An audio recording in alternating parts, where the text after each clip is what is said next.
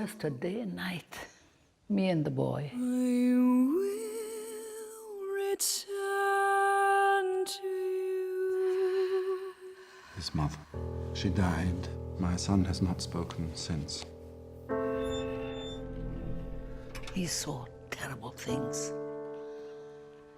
He heard terrible things. Hello, Jacob. My name is Verena, and I'm going to be staying here for a while. I promise I'm not like the others. I'm much worse. You've come to make the boy talk. Just to help if I can.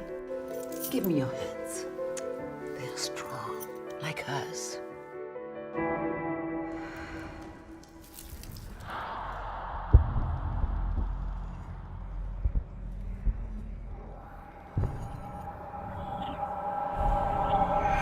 I assume it's his mother he hears, or thinks he hears.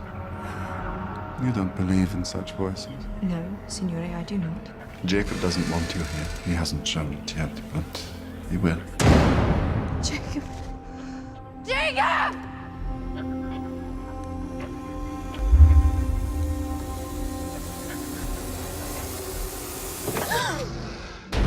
It was as you saw last night, he became a danger to himself and to others.